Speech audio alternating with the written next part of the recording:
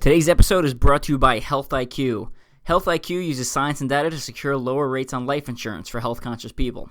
So if you're a runner, a cyclist, a strength trainer, or an OCR athlete, like you probably are since you're listening to this podcast, and you don't have life insurance, I would hit up Health IQ because they offer discounts for being healthy. What you need to do is you need to head over to their website, healthiq.com/SASP for Strength and Speed Podcast. Once you get over to their website, you're going to have to take a Health IQ quiz, and that's going to see if you qualify for lower rates on your life insurance. Plus, you can get additional savings by submitting actual data, so things like race results, Strava, Runkeeper, or any other application that you use to actually track your fitness. 56% of Health IQ customers save between 4 and 33% on their life insurance. So if you're with another life insurance agency and you're not taking advantage of all the fitness work you're putting in on your spare time, then you need to switch companies right now. Car insurance companies give you lower rates for being a good driver. There's no reason that health insurance companies shouldn't give you a lower rate for being a healthier person by doing things like training, running, lifting weights, and participating in our favorite sport, OCR.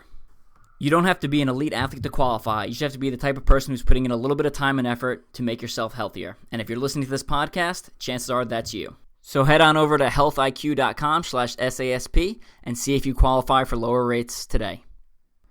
This is your host, Evan Preparis. Before we get to today's episode, I wanted to make a couple of corrections to the episode.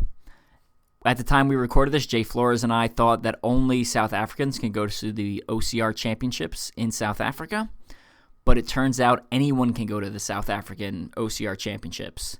The only thing is if you're not a resident of South Africa, you will not be eligible for the title of South African champion. Not sure if you're eligible for prize money. I'm assuming you are not. But if you want to go to South Africa and compete and see what their courses are like with their super hard grip obstacles, you can do that. Just won't be eligible for the title, like I said. So with that, enjoy today's episode. Welcome back to the Strength and Speed Podcast. I'm your host, Evan Preparis. I don't have Brenda on the line with me, but I do have another Conquer the Gauntlet Pro. Joining me today is Jay Flores. You may know Jay from his 15 podiums he got last year, or the 2 podiums he's already started off this year with. He won last year's Master of the Rig, kind of a nighttime competition at OCR World Championship, so beating a lot of the other ninjas that were there. So it was a very impressive competition with that. He's also a global STEM ambassador, which he focuses on inspiring the minds of young kids in science, technology, engineering, and math. So we're going to talk about that a bunch. We're going to talk about his last season, his next season, and then also his recent trip to South Africa. So Jay, welcome to the show.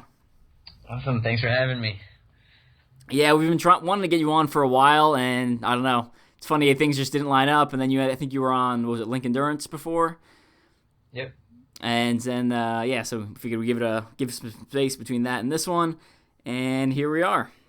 So let's start off with, I want to talk about before we get into the OCR stuff, let's talk about like who you are as a person and your work as a global STEM ambassador. Like, what does that exactly entail? Because if anyone follows you on Instagram or Facebook, you are literally traveling all over the country and all over the world.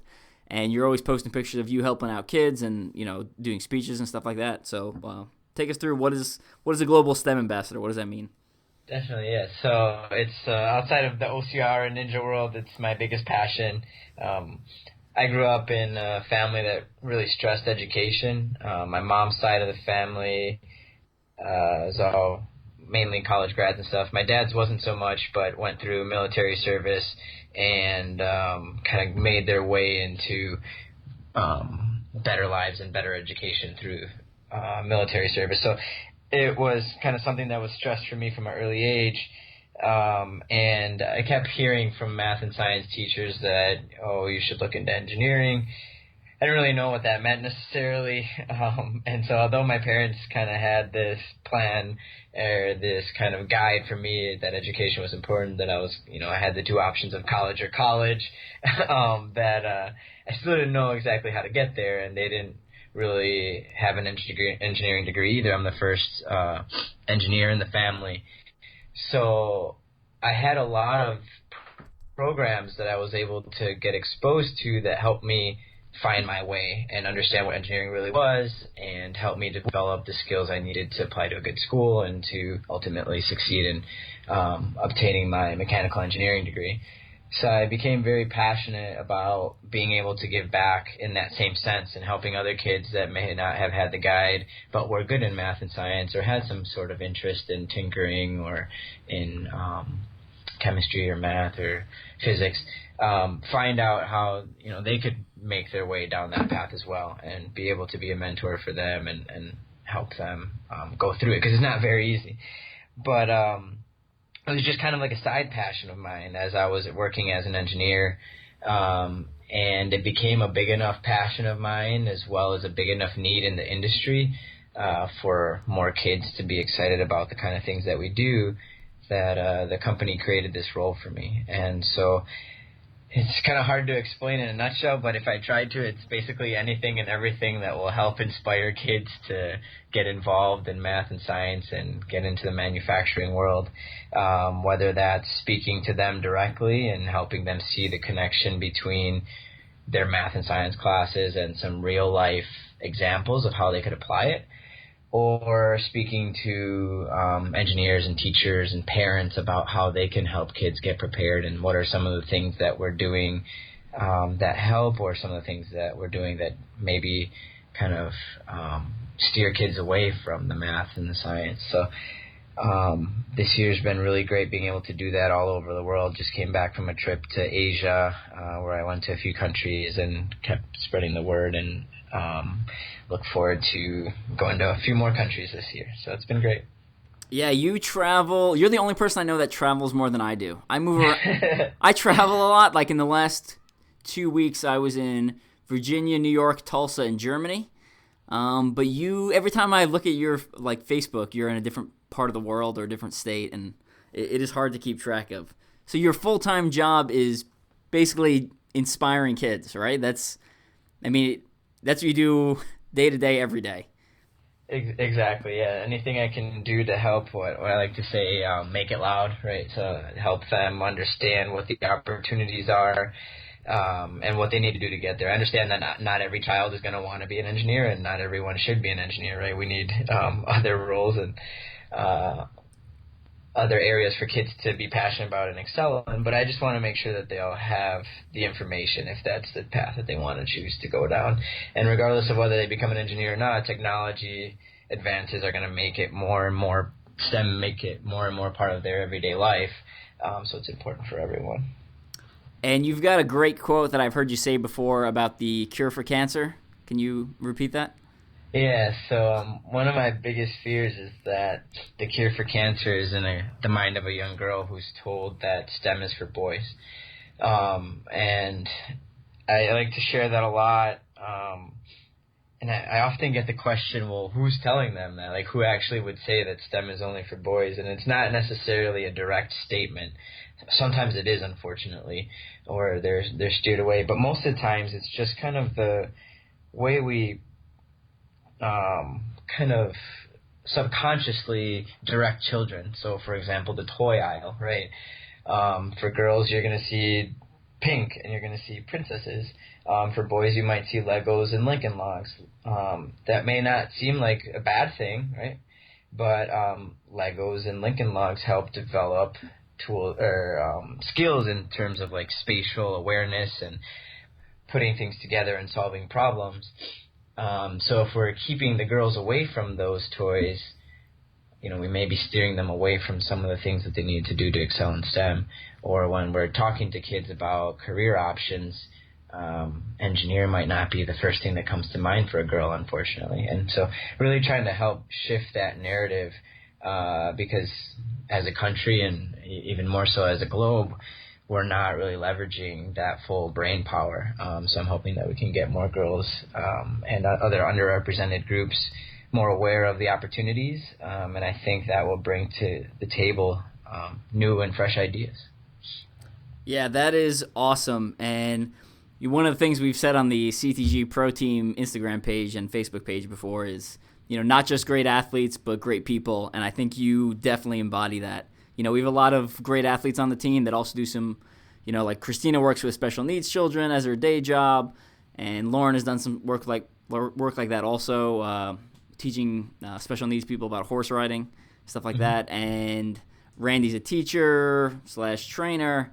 So, I really appreciate everything you do and think it's great, especially as the father of a young daughter, making sure those doors are open, whether they want to go through them or not. So, personal thank you from me and definitely from CTG, especially since we just announced the Conquer Youth, having OCRs for children age 5 to 17.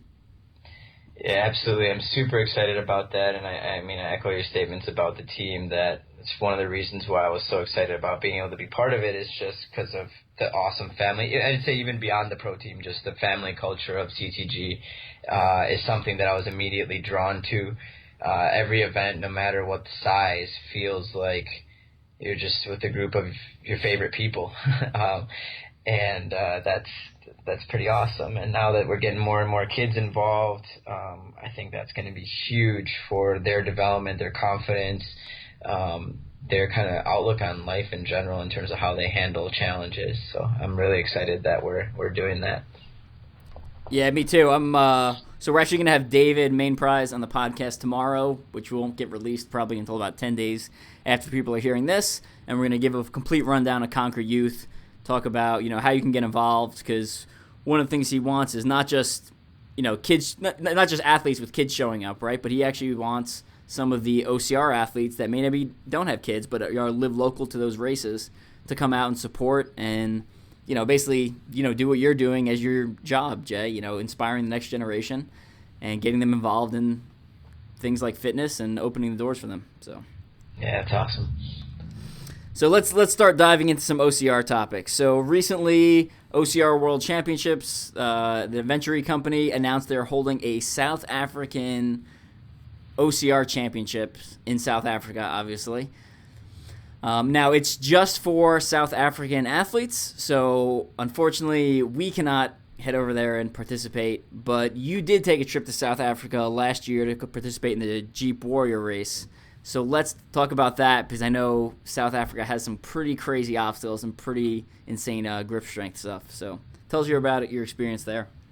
Yeah, so I went down. So, I kind of started a lot of my deep passion for OCR with Battle Frog. I had done racing before Battle Frog, but that's where I really knew I wanted to take this to the next level, and I found a race that was super challenging for me. There was times where I spent, the entire day at rigs trying to get them completed. And I remember in Atlanta one year, the one time I did actually have to give my band up, they basically said the last bus was leaving, you have to go, Jay. But I was missing that, and I found it in CTG, that challenge when I did my first CTG, the XTC event. But then I got good at pegboard, and I figured out Tarzan, and all the kind of work I had done to get better at Battle Frog translated well to CTG. So I was looking for something brand new that would make me wonder, am I going to be able to keep my band? And I kept hearing this about the Toyota Warrior race in South Africa, that it's one of those crazy grip strength challenges. And so I wanted to be, one, to challenge myself in a new way, and two, to be the first international athlete to keep their band. There had been some people from Europe, from Canada, I believe, a few countries that had gone down and weren't able to keep their band. Some pretty good athletes. So I wanted to go after that. And I found actually a totally different challenge. So I did find some of the most challenging grip strength obstacles I'd ever seen. I also found that they like to stack a lot of those very challenging grip obstacles. back to back. So it was very intense in that sense. But what I actually found that was very challenging for me specifically was they had some really heavy stuff. So I came across a jerry can carry that was even heavier than the Battle Frog days. That kicked my butt really hard. They had a double sandbag carry that's heavier than Spartans, which was also brutal for me. I think we did the math, and the 2 sandbags weighed more than I did total. So that was pretty rough. So for those who may not know or follow you on social media, what's your height and weight? Yeah, so I'm 5'5", 130 soaking wet. Which I'm also excited about because I'm 5'6", so I'm not the shortest athlete on the team. So. Nice. Hopefully one of the girls is shorter than me, but we'll see. It was rough. I mean, carrying those 2 sandbags, even getting them onto my shoulders was pretty challenging. But I got through both of those, and I was like, okay, I survived these 2 things. I can do the grip. I've been training hard on that. I've been doing some ninja things. I'll be all right. And I head into this area where I see there was, I think, one guy waiting ahead of me. So I thought it was weird, a backup in an elite obstacle. And I look out, and I see just death in people's eyes, and they were coming up this kind of slight incline of a hill with a really heavy tire drag. And I see Greg, one of the top South African racers that has won his age group, I think, all 3 years at World Championship, struggling with this big tire that is about to be handed off to me. And I'm like, if he's struggling this hard, I'm going to have a rough time. He weighs more and is taller than I am. And I start trying to pull it like a tire drag. So imagine, you kind of put it around your chest or your shoulders and you start dragging it. And I wasn't moving. It was like a burnout tire type thing. The thing was ridiculously heavy. I eventually had to kind of turn my body around and grab the rope closer to the tire so I could lift the front of it a little bit in order to drag. It was supposed to be a 1K drag. They ended up shortening it because the day before it just looked too insane. It took me 55 minutes to complete the obstacle. 5 minutes. Yeah, I was like, I came all the way to South Africa and I'm going to give up my band on a tire drag? What is this? I came here for the grip stuff. I haven't even been able to get to it yet. But it was just so heavy. It was really hard for me to get moving. And even, the top guys definitely didn't take as long as I did. But it took a lot out of everyone. And so this race, which I was expecting to be the very challenging grip strength race, ends up being this very challenging weight obstacle event. But then I didn't realize how much that would then tax my grip for later things. Carrying those jerry cans that were even heavier than the Battle Frog ones is just killer on your grip. And then the way I had to grab that rope on the tire drag with my hands instead of just putting it around my chest or my shoulders and kind of pushing forward made it so much more difficult for me on my hands when I got to the grip obstacles.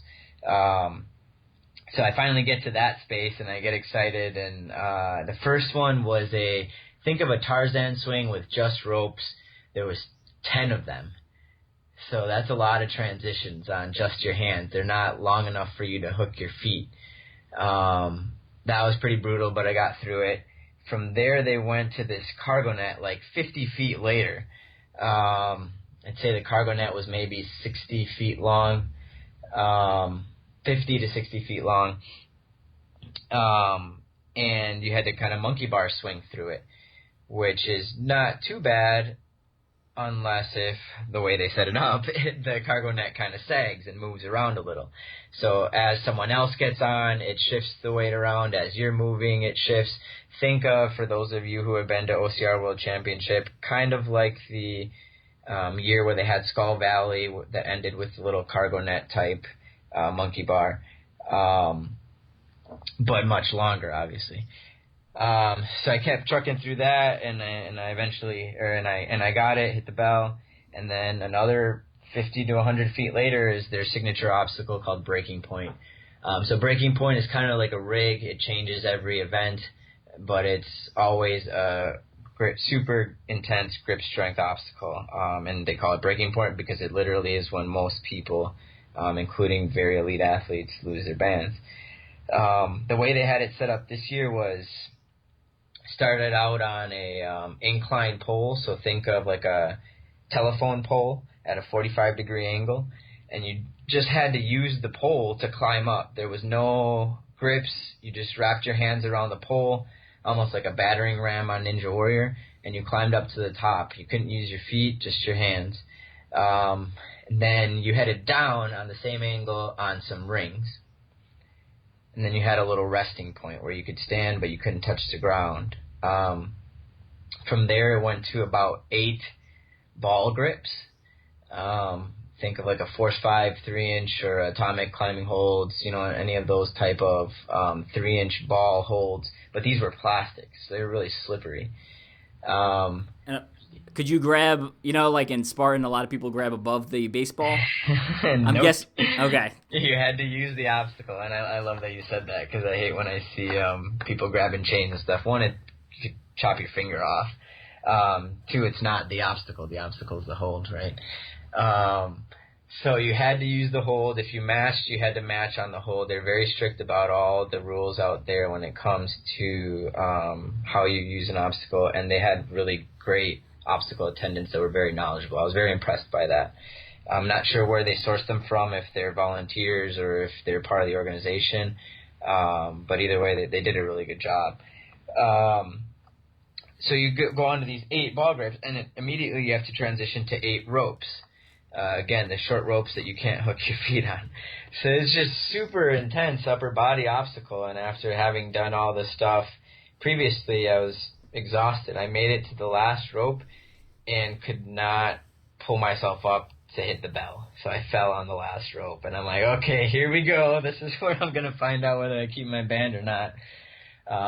Took a rest for a little while. There was a water station right before the obstacle. Went at it again. Made it through the first part fine, and then my hand was kind of wet, and I slipped on the first ball, and I had to do it again. And this time I'm like, just kind of getting a little mentally like, is this possible? I took another long break, and the third time I think is when I actually got it. But this was a pretty significant time of me sitting around and either at the resting point of the obstacle or kind of by the water station, just in my head again, can I do this? Is this possible? It's a terrible, great feeling at the same time because it's something that's challenging you in a way that you've never been challenged before, but you're also worried about losing your band and all that kind of stuff, right? So, but that's exactly what I went to South Africa for. I was looking for that kind of challenge. But I eventually got through it, hit the bell, hugged the volunteer who was cheering us all on, gave a good little motivation thing for the guys that were still going at it, encouraging them to keep going for it, and went on and finished the race. Was able to complete the rest of the challenging grip strength obstacles and other fun obstacles that they had. And as I'm getting to the finish line, they start announcing my name in the heat for the short course that they had. So normally the short course is on Saturday and the long course is on Sunday, but we had kind of rained out of the finals that I had qualified for in the short course. And so I literally had like a couple minutes to get off from the long course to get into my heat of the quarterfinals of the short course. So it was pretty intense. But it's exactly what I was looking for. I was challenged in so many different ways, from balance to strength to heights, all kinds of cool things. I highly recommend it to anyone that is really going for a challenge. It sounds awesome. I know the South African Championships, they're basically using that warrior race primarily, so I think you'll see a lot of the same or similar obstacles, and I'm sure since the warrior race people have a lot of say on what obstacles go where, and since it's going to be South African Championships, I'm sure they're going to turn up the intensity for that event.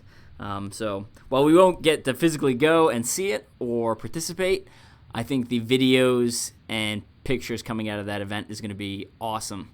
And Yeah, definitely. So there's a group, South Africa OCR, SA OCR, they go by. They do really good live coverage.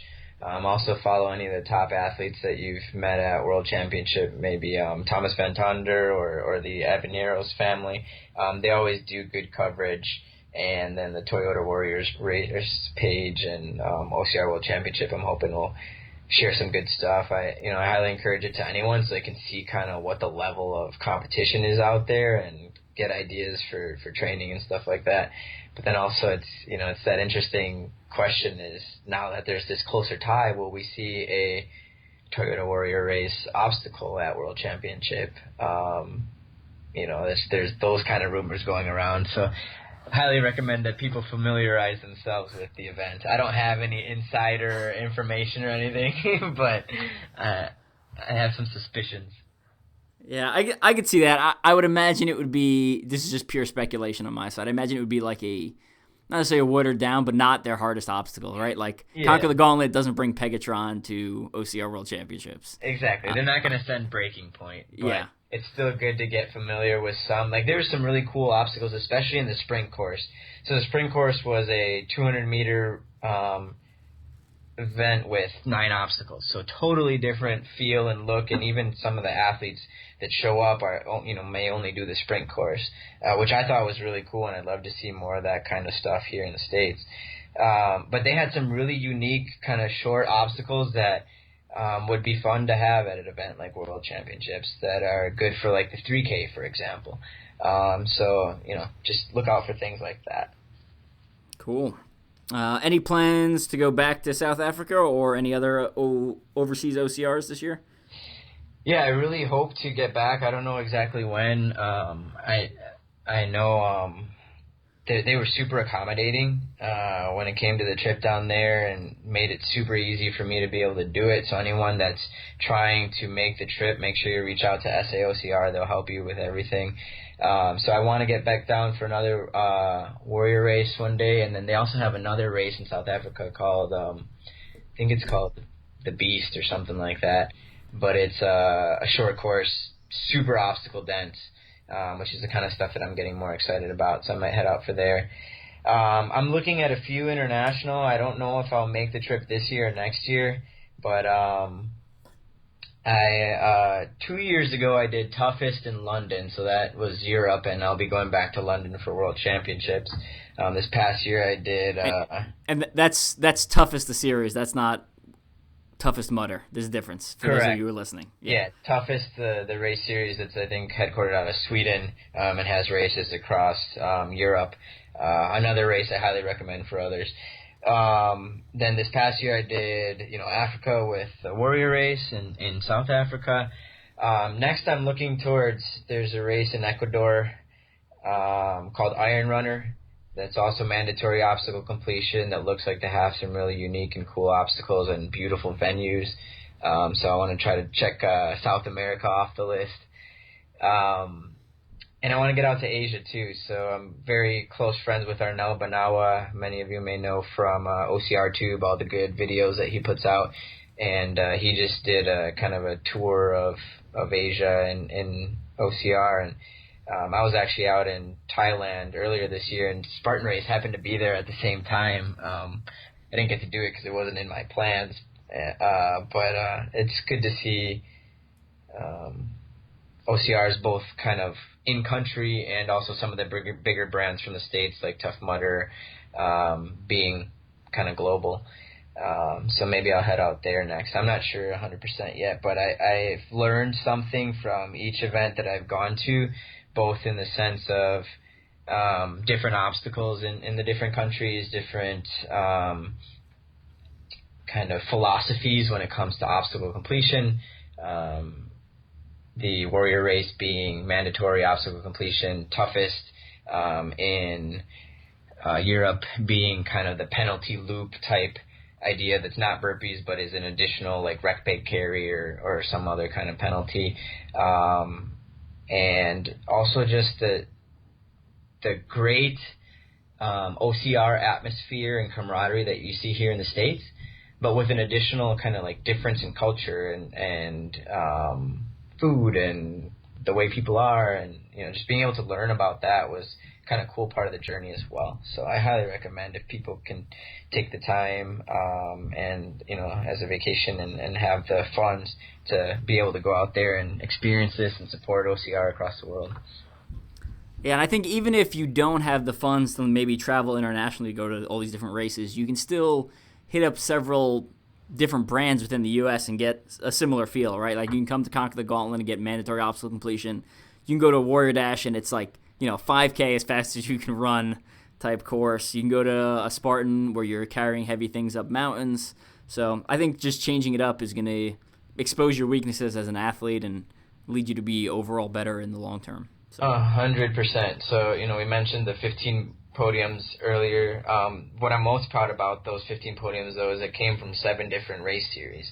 So I really wanted to establish myself not only as a good athlete, let's say at Conquer the Gauntlet, for example, which is my favorite and the race that I represent as a pro team member, but also at some of these other races that are going to challenge me in different ways. And to do that, I had to travel to different states. So I'm going up against competition, the best of the best in different states, which was also a different kind of challenge because you don't necessarily get to race against them all the time. You don't know if they go out really fast or if they're going to have a weakness on a certain area. So you really just got to go out, and attack the courses to the best of your ability because you don't really know what to expect.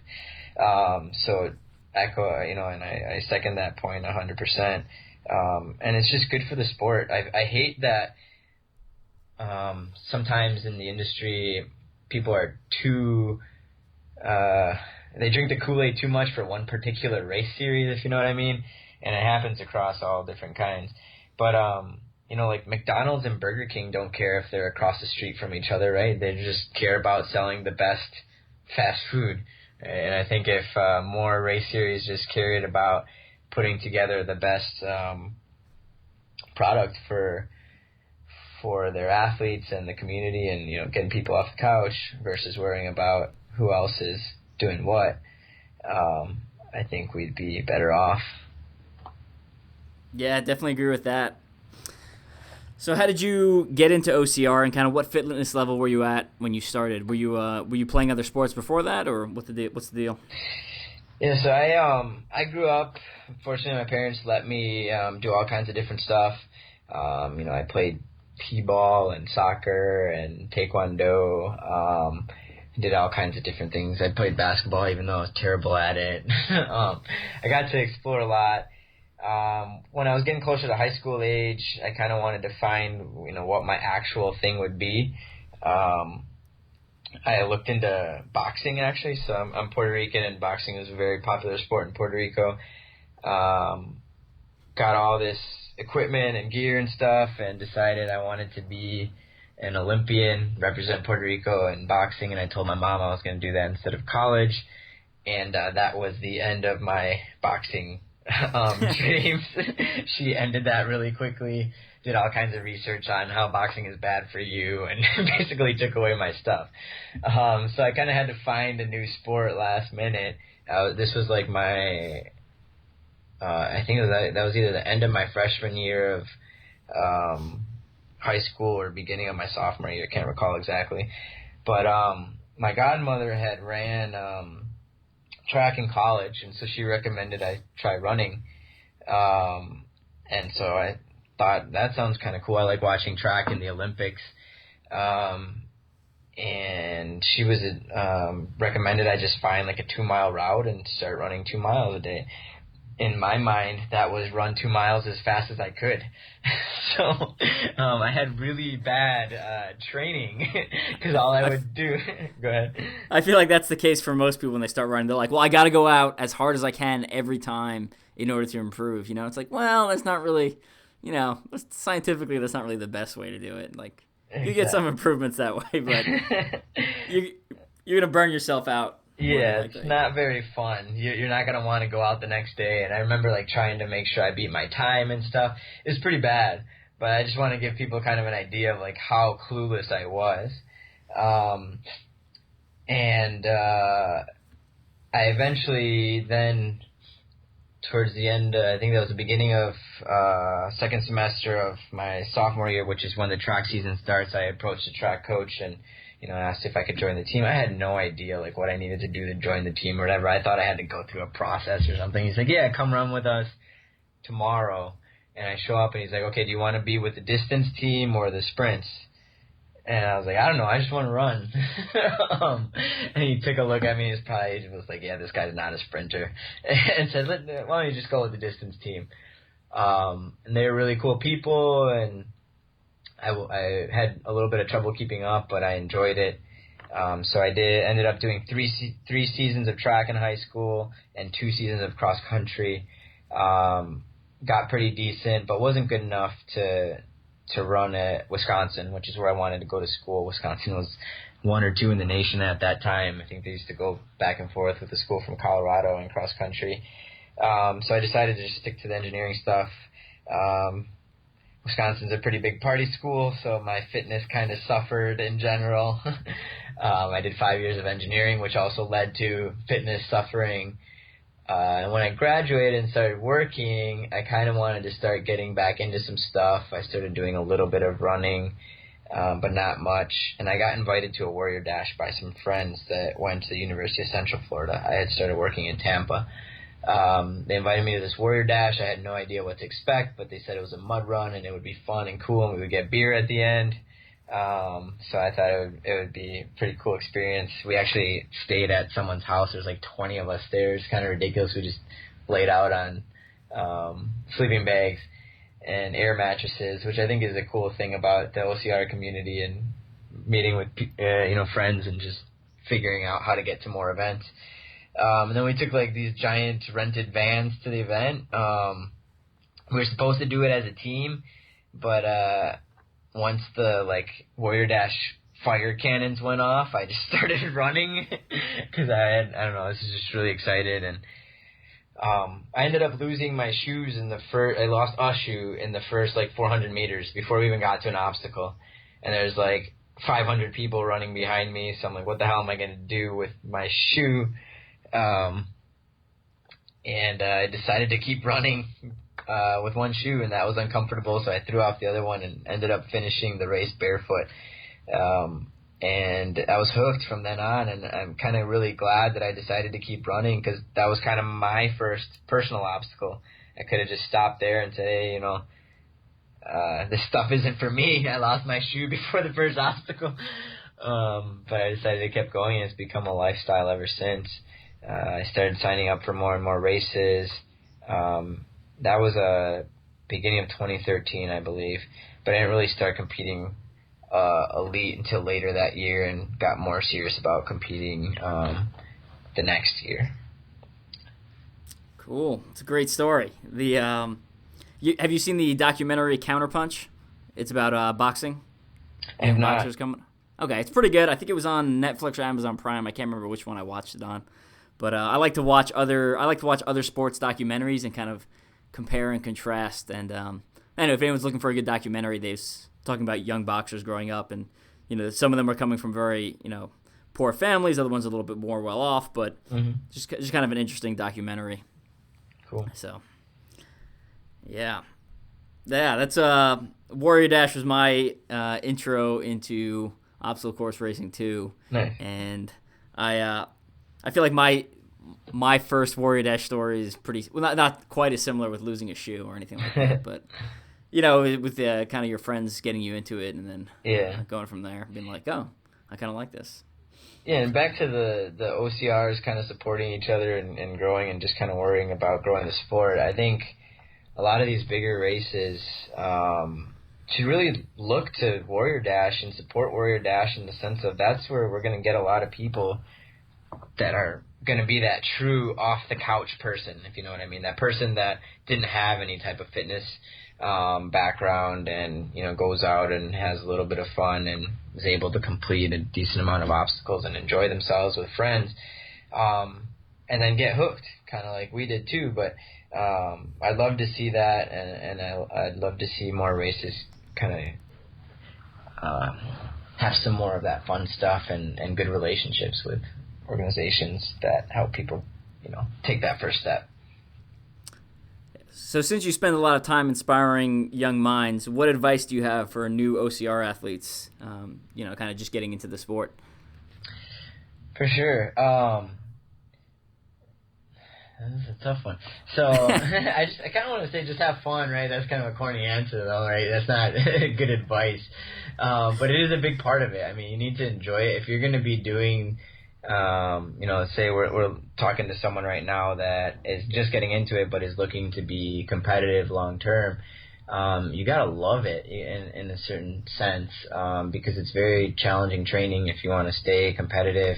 I think the key to anyone, whether you're going to try to be an elite athlete or you just want to be able to do pretty well in your age group or not feel dead at the finish line type thing, it's consistency. That's that making sure that you're getting a good amount of running in every week and not just running the 2 weeks before because you realized you had a race on your schedule, right? Or if you're trying to keep your band at a CTG or your belt at a CTG, and Pegatron got you last year, you got to work on that pegboard the whole year, right? Not the month before the first event this year, which, by the way, I am super excited for, and it's taking too long. It needs to be June already.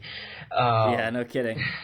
But it's just that, that consistency. And you don't have to be crazy. You don't have to have a ridiculous amount of miles every week unless you feel like Evan and you're training for something that includes 24-hour races and stuff like that, right? Then in that case, for sure, you need to be putting in that kind of mileage. But whatever it is that you can and want to work for, making sure that you're being consistent with that throughout the week.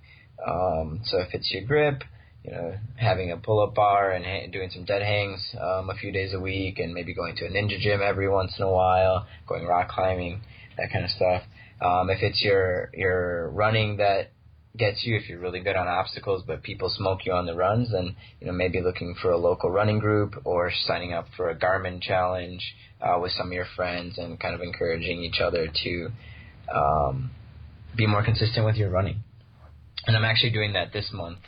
Legendary Fitness in Wisconsin, OCR and Ninja Gym out there, they have monthly challenges, and this one happened to be a mileage challenge. You choose however much you want to walk, run, or bike. And they've helped me really stay more consistent with my runs and making sure I'm getting the mileage that I'm supposed to, when normally it's easier just to say, maybe I'll run tomorrow. So consistency is the key, and finding a group of people that will support you or help you stay accountable is one of the best tips, I think, for that. Yeah, absolutely. And if you don't have like an OCR specific group in your area, one of the things that I move around a lot, so I found that I could find a running group, right, and then just use them to work on my running. And then I can find like a different group of friends to maybe work on strength training, and then a different group of friends to work on obstacle specific stuff, maybe some like ninja type people. So you can kind of pick a little bit of each, and then on top of that, what ends up happening is the running group is just running, right? So they're typically faster than you, so they push you on the running front. The obstacle people, all they do is ninja stuff, so you end up spending time with them, and they pull your obstacle game up. And then the strength people, again, they're just doing strength stuff, so they pull your strength up. So yeah, 100%. So and on top of the convenience factor, which you're talking about, it's that like having kind of like a mentor in each area of what's required for OCR. I think that's one of the beauties of the sport, is that it's everything from balance to strength to grip to speed, agility, endurance. You really become a well-rounded athlete, and to be there towards the top, if that's your goal, you want to be able to hang with some of the faster runners and be able to grip as good as some of the better climbers, right? So that's what I think has helped me more recently be successful.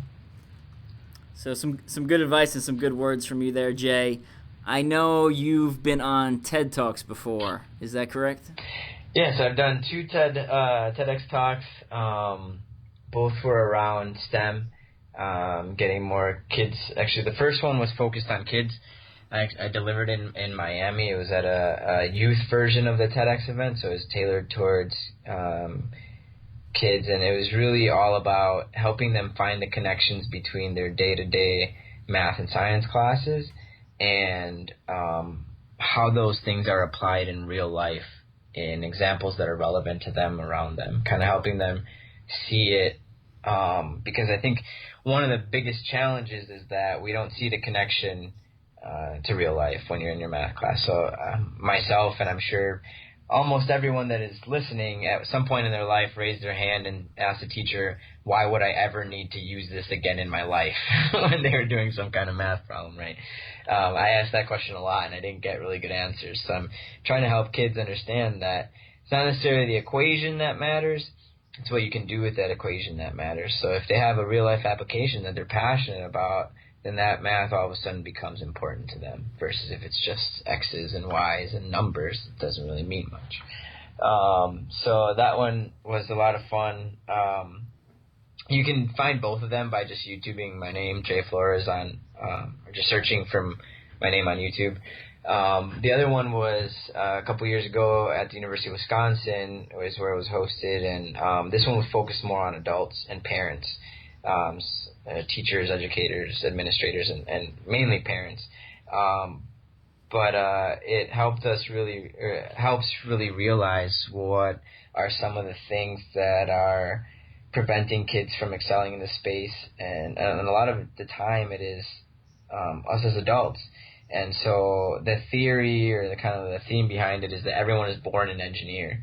I kind of truly believe that, because everything from the time you're born is an experiment. You know, the first time you open your eyes, everything is new to you. So from walking or touching things, or playing with pots and pans in the kitchen, that's all an experiment for kids. And a lot of times adults get in the way of that experimentation. And when kids ask the question why, we tell them, because I said so, or because I'm the adult, or, stop asking, that kind of stuff. That kind of gets in the way. So anyone with kids out there, I think that one would be really good for you all to help understand how you can get your kids more engaged in their math and science, and hopefully be very successful in one of those fields someday. Well, that is awesome. I am glad you are out there, Jay, inspiring the next generation. This is a true story from work. I had two of my coworkers discussing about, their kids in class, and one of them's like, yeah, little Billy, I don't remember the exact name, was having trouble in math class. And the other one, so my other coworker was like, yeah, well, with calculators now, you don't even need to know how to do math. And I was so horrified, I almost threw up on them. I was just like I was speechless. I didn't even know what to say. I was just staring at it. And the other one's like, yeah, that's a good point. And I was like, that's a terrible point. That's an absolutely terrible point. You shouldn't be around children saying stuff like that. Exactly. I was horrified. And I think that's one of the biggest problems is, I don't know if it's trying to figure out globally what the feeling is around this. I don't think it is as bad as it is in the States, but we have this okay thing about a kid not being a math person. That phrase needs to die. The fact that you're not a math person. We don't take a kid who can't tie their shoes and be like, oh, sorry, little Billy's not going to be a shoe tire. Here's your pair of Velcro shoes for life, right? Right. Whatever it may be. And it transfers to a lot of things. You could think of the youth OCR stuff we're talking about, right? Oh, just because your kid isn't the best with the basketball doesn't mean that sports isn't right for them, right? Just being able to open as many of these options for kids while they're young, whether it's obstacle course racing, or math, or science, or, I don't know, knitting, whatever it is. I just want kids to have the opportunity to explore things and then decide what they're most passionate about and how they can apply it in the best way. And I think, ironically, OCR is such a good teacher of that, because we face obstacles all the time, right? And if you can get a young kid used to the idea of facing obstacles and conquering them on a regular basis, it's not the exact same thing as real life, obviously, but it gets them in that pattern of, I can do this. There's something that I couldn't do once that now I can do. And if I apply these kind of skill sets that I've learned from OCR, I can do better in school, or I can do better in other sports, or have better relationships, whatever it may be. It's just such a good metaphor. So I hope if there's any parents out there listening that haven't taken their kid to a kids race before, that you highly recommend, that you highly consider it. Yeah. Also completely agree with that. And I like that not a math person, not a math kid or whatever math person. That phrase needs to die. I agree with that. One of my favorite quotes is the appearance of success is often people that just didn't give up. Yep. And I think that can be. I know personally, I've seen that at all different things. In my own personal life that I've tried for and failed multiple times before I eventually hit a success point. So. That's exactly what happened to me with rigs. I mean, I told you that I spent 8+ hours at a couple rigs in Battle Frog times, and this past year I was master of the rig at World Championship. So to go from being one of the worst to one of the best was just that not giving up and just being really passionate about it. Yeah. Before I let you go, the master of the rig competition. It's kind of a cool setup. Just give people like a 1-minute synopsis of that. Yeah, so it's at OCR World Championships. It's a event that was held at night. It was in the rain this year, but basically it's kind of like a knockout style competition on rigs. So the first couple rounds, they would send 4 athletes at a time. The top 2 quickest people to complete that particular section of the rig would get a win. The bottom 2 would get a loss. And once you got two losses, you were eliminated. So it was like a double elimination type thing. And each round was on a different section of the rigs.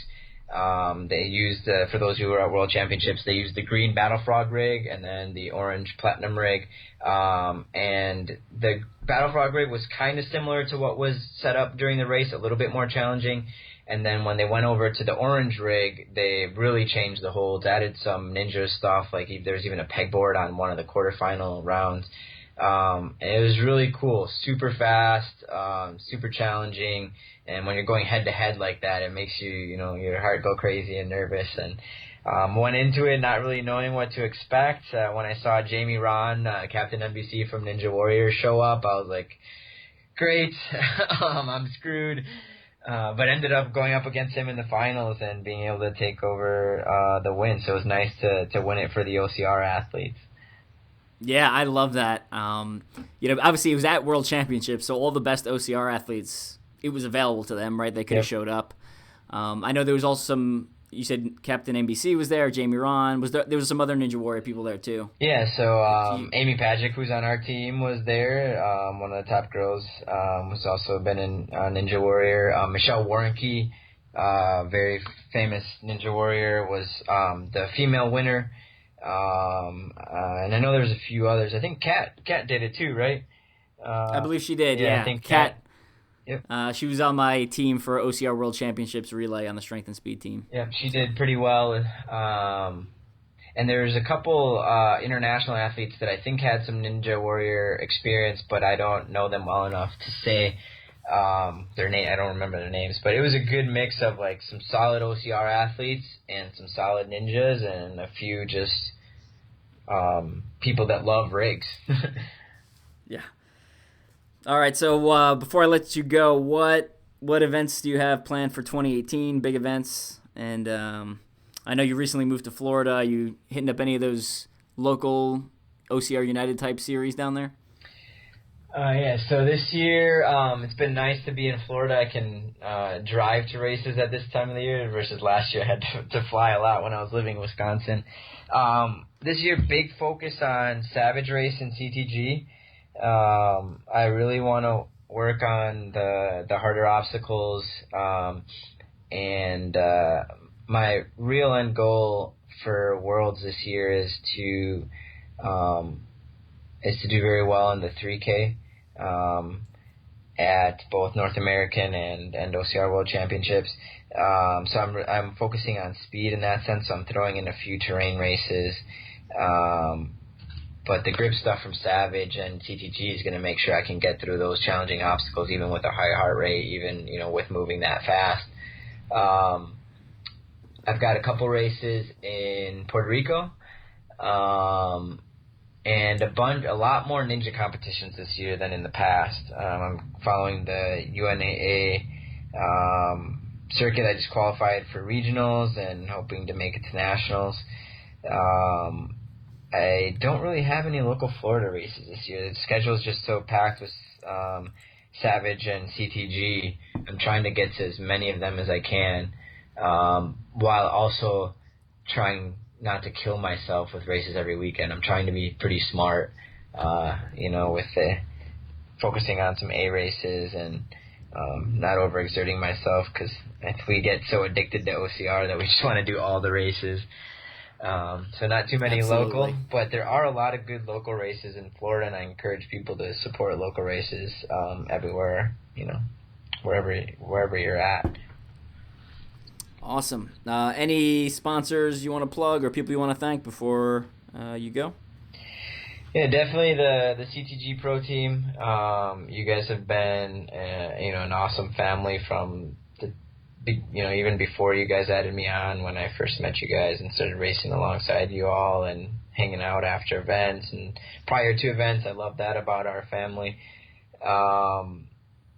For being able to kind of create that environment. And I'll shout out the SAOCR community again, since we talked a lot about them today too. But when I went out there, they were so just like, I felt like I was at home. I felt like I was on a family vacation, and it was a wonderful experience to get to know the culture, to get to know the athletes and the racing experience out there. So I'm glad that they're continuing to expand the sport there. Look out, anyone going to London, there's going to be some really good South Africans there. Like I mentioned, how challenging the race was. And now it's going to be easier for them to get there because I think their age group winners get a free entry or something like that. So shout out to South Africa and all their great athletes. Yep. So two stories I want to share real quick. One, when I was the one who reached out initially to Jay asking about if he wanted to be on the CTG Pro team, and I was like, it was after one of the races, I was like, hey, Jay, just kind of gauging some interest if you were interested. And you're like, yes. Yeah. I barely finished the sentence. And I was like, oh, okay. Didn't even ask for the perks. Just like, absolutely, I'm in. And I was like, oh, okay. And then eventually you're like, oh, wait, what do I get for this? But I thought that was funny. And, you just, it was pretty much a no-brainer to ask you again between all the work you do on the STEM side and then your performance on the race course. And then your performance at CTGs in 2017. Yeah, it's a no-brainer. Yeah. And the other one, one of the races we did last year was Tougher Mudder, and you had never done a Tough Mudder before. Yeah. And we're warming up, and you're like, so how many laps is this? And I was like, what? It's one lap. Which is funny now because now they just changed it this year. It's 2 5-mile loops, I thought that was funny. And the other funny part was, I ended up running next to you for a lot of it, or slightly behind you rather. And there was more than once we would hit an obstacle, and you'd be like, I don't know what's going on. Looking at the volunteer confused, and the volunteer is just confused because he's never seen someone go through the obstacle either. Yeah. And I'm like 50 feet back trying to yell directions at you. It was just a really funny race. That was I just had such a good time doing that race with you. And, the heroes carry where you have to carry each other. Oh, yeah, that was the best part. So I'm standing there. There's no obstacle, but there's an obstacle sign. I'm like, what the heck is this? And then all of a sudden, Evan yells, partner carry, and jumps on my back. It's the funniest thing ever. But yeah, it's great. So I appreciate your help on that event. Although I felt like I'd never done any OCR thing before, if you would have just looked at me going through some of those obstacles. And the CTG Pro Team thing was a no-brainer on my part too. All the great things I had seen you guys do, and just the culture behind the event itself. But it was a goal of mine, whether you guys knew it or not. So it's one thing I'll encourage. One last tip for everyone on the call is just really set some goals for the year and write them down and talk to people about them and go after them.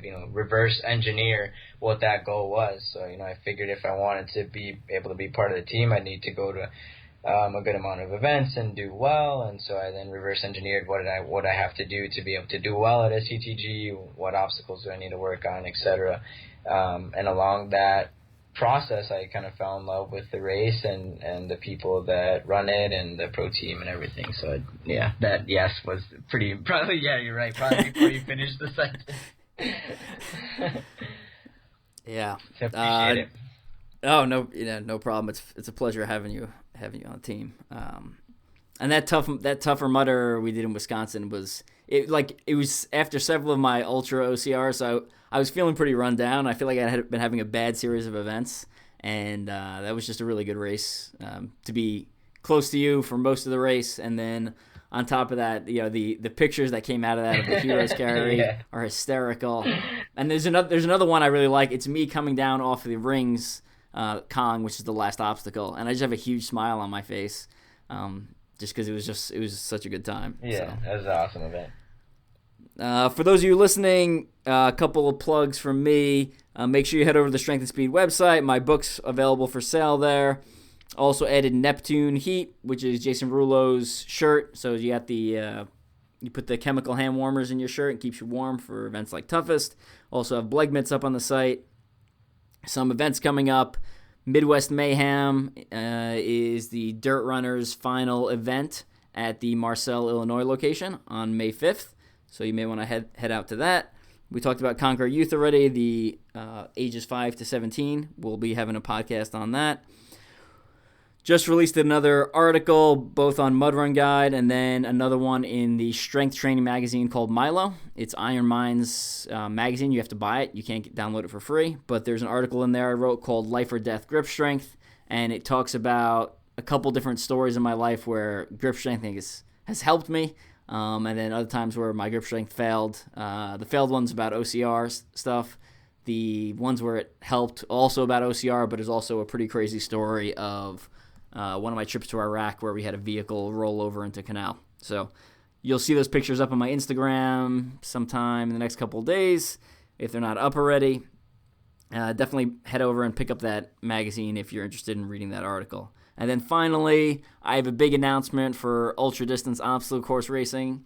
If you've been following me the last couple of years, you know I do something big or stupid every year relating to ultra-distance obstacle course racing. I'm not sure when the article goes live, so I'm not going to tell you what it is right now, but I will say that the registration is currently open, and if you dig around the Strength and Speed website, you can find the details of the event already before the official Mud Run Guide announcement. All right, I think that about wraps it up. Jay, you got any last words for the audience? Yeah, just no obstacle can stop you without your consent. So whether that's an obstacle on the course, just keep working at it and till you get it. Eventually it won't feel like an obstacle anymore. It'll feel like part of the race. And same in real life. Just keep going at it. Never give up. Awesome. Well, it's been a pleasure, Jay. We will catch up with you later. All right, thanks.